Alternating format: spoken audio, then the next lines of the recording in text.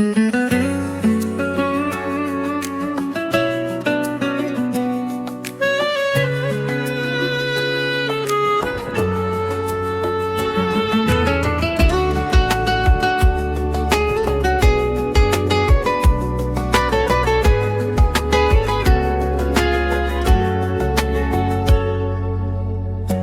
məhəbbət yarası deyirlər acı olur. Yalnız xəyallarında başının tacı olur. İnanılmaz sehirli, sirli dünya kimidir.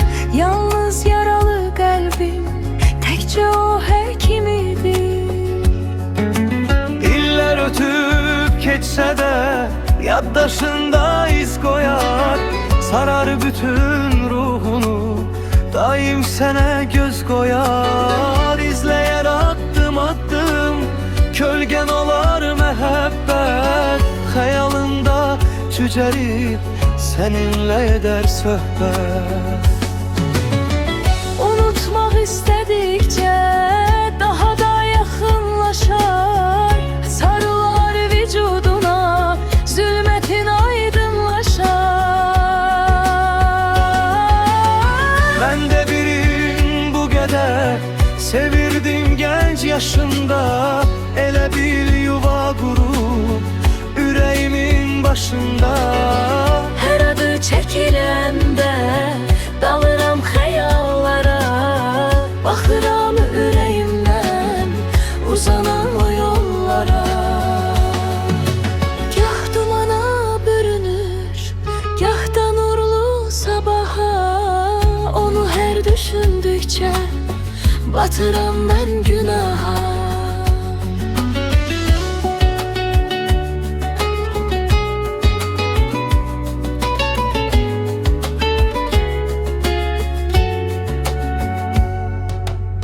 Gah dumana bürünür, gah da nuru sabaha. Onu hər düşündükcə batıram mən günaha.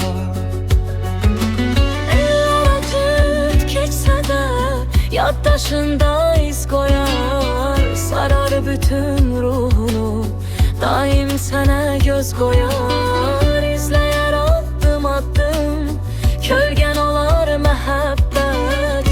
Xəyalında cücərib, səninlə edər söhbət. Unutmaq istədikcə daha da yaxınlaşar. Sarılar vücuduna, zülmətin aydınlaşar. Mən də birin bu qədər sevirdim gənc yaşında. Elə bil yuva qurub ürəyimin başında. Hər adı çəkiləndə dalıram xəyallara.